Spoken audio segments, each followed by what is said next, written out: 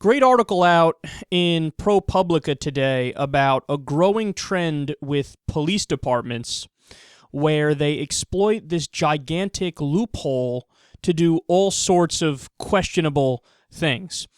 They say that in 2007, LA police were looking to get CIA-style surveillance equipment.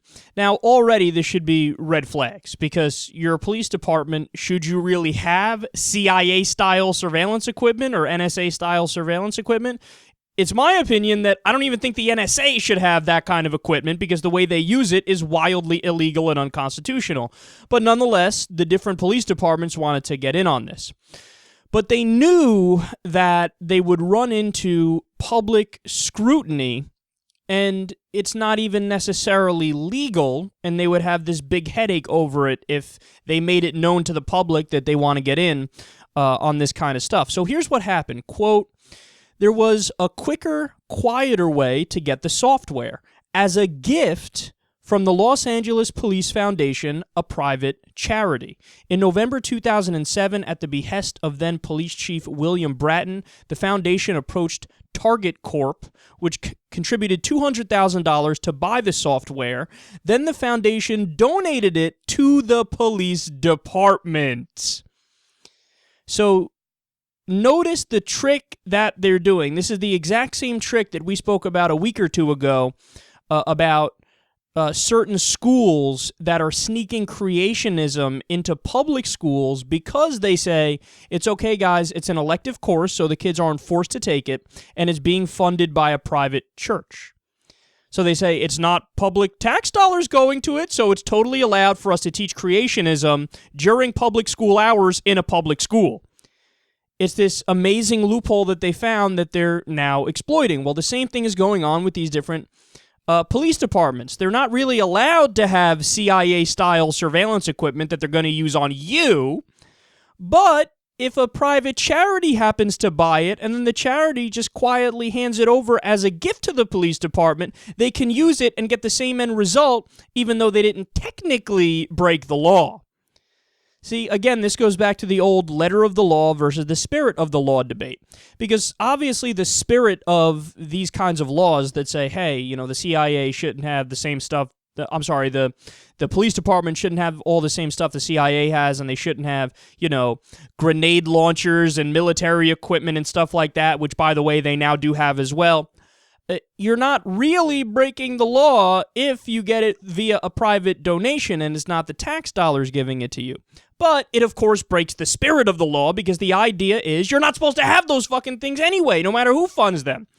So you're not breaking the letter of the law, but you are breaking the spirit of the law. And now everybody's doing this. It's a trend. Quote, across the nation, private foundations are increasingly being tapped to provide police with technology and weaponry that, were it purchased with public money, would come under far closer scrutiny. So here are some other things that have been privately donated. License plate readers, something called Stingray devices. These things are mind-blowing. They collect cell phone metadata, so this is very, very similar to the NSA. And also surveillance cameras that are being used in all these big cities. I didn't even know about this. Apparently, they're just going full-out 1984 style, put different cameras on street corners and just record everybody at all times, and there's no more privacy. So here you have it, ladies and gentlemen.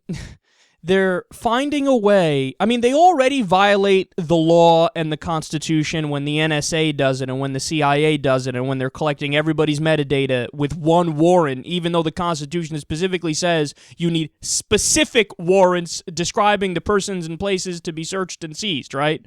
They violate the law. They violate the Constitution when the federal government agencies do it like that. But now the state and local governments are getting into it.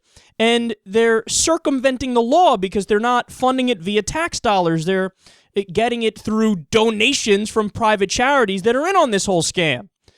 So there's really, I mean, this is the bottom line, and it's a scary thing to say, and it's unfortunate, but we're already a police state. It's not even that, hey, we're on the way. Hey, it's going to happen sooner or later. No, we're already there. If the NSA is collecting all your metadata and everything is stored in this giant facility in the middle of Utah, and if now state and local police departments are spying on people and they have this technology that they weren't supposed to have in the first place. And also, by the way, there was a report a while ago that the NSA gives information and metadata behind the scenes to the DEA, and then the DEA uses that for drug raids and whatnot. So they get the information illegally and unconstitutionally, but then they use that to go after people, even if it's rather petty drug crimes. No, there is no more privacy.